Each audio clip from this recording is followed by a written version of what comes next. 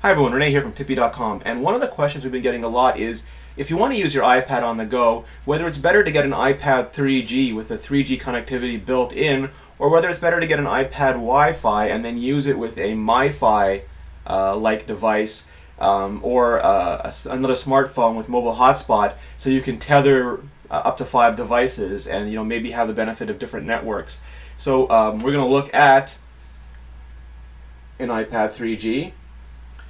And we are also going to look at tethering it to a Google Nexus 1 running Android 2.2 Froyo. I love saying that. And to a Palm Pre Plus. This is technically a Verizon Palm Pre Plus, but I am roaming on Bell in Canada. I don't know if that will affect the results, but we're going to give it a shot anyway just to see how it goes. We are not looking at tethering with the iPhone 4 because iPhone 4 tethering only works over Bluetooth or USB cable, and there is currently no software that will allow it to work with the iPad. Slightly embarrassing. We're hoping that that is something Apple looks into. Maybe in the next iteration of the software, iOS 4.1 would be nifty. It'd be nice to have a mobile hotspot. Even if it did eat away the battery in an hour, it would be a nice to have. So first I have a speed test app here, and right now it is on Rogers HSPA 7.2 network, and it's getting bitty with it.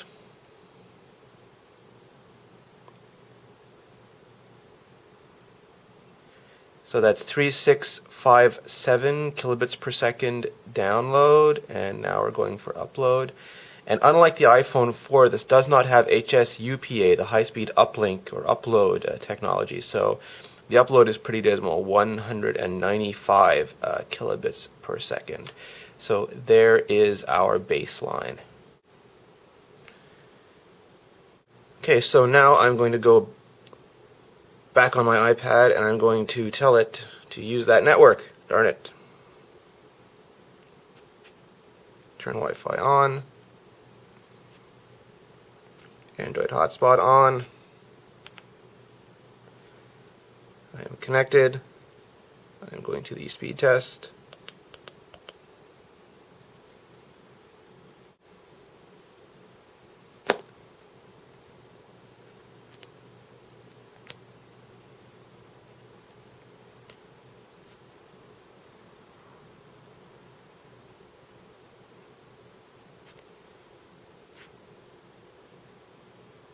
Let's see.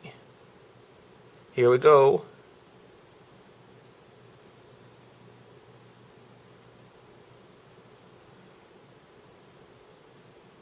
$9.95 and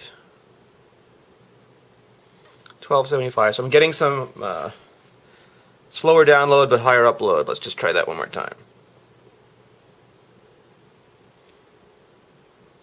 Yeah, that looks better, but it's slowing down as well.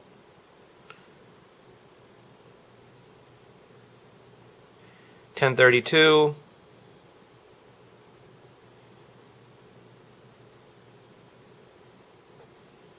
By $12.70. And one last time, just to double check.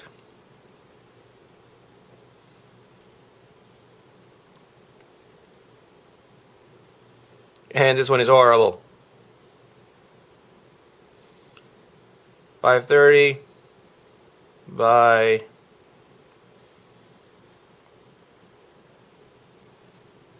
$12.77. So it's all over the map. I've actually seen it be comparable in download speeds to the native 3G. Now we'll try a real-world browser test. We're going to go to androidcentral.com. So I've just put it, here we go. It's coming up fairly quickly. The main body of text is already here. If we take a look, the pictures in the sidebar is taking a second, but I can start scrolling already. And that's actually pretty good. So it just goes to show you that numbers aren't always everything. You got to try it in the real world as well. Alright, so the Palm Pre, it's a Verizon Palm Pre Plus, so right now it is roaming on, I'm guessing, Bell's network here in Montreal. And let's just connect up.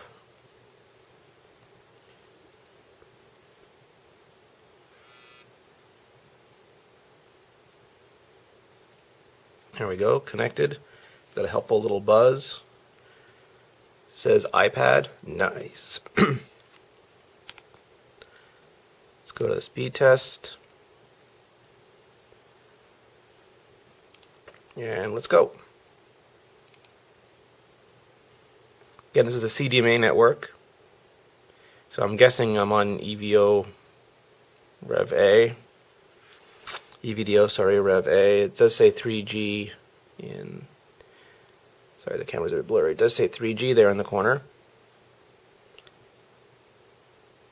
Alright, so 101 down, 456 up. We'll try that again. Again, this is roaming. It's not really a fair test.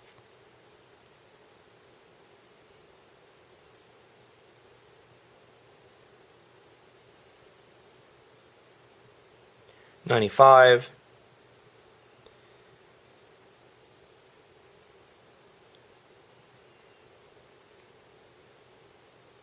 300, so actually not bad for the uploads, which is really scary, but the downloads, again, taking a hit. And again, we'll do the real world test. This time going to our friends at precentral.net, and I should have said at the beginning, I did clear all cache, all cookie, all history information from the browser before doing all of this, just so we get a fairly accurate result. And look, it's coming through. The pictures are taking longer, but the text was fairly instant. I can scroll through, and it's pulling up the majority of the website fairly quickly. So once again, don't believe the numbers. Like cake, they are a lie. Yeah, the picture still took a moment, but yeah, that's fairly usable.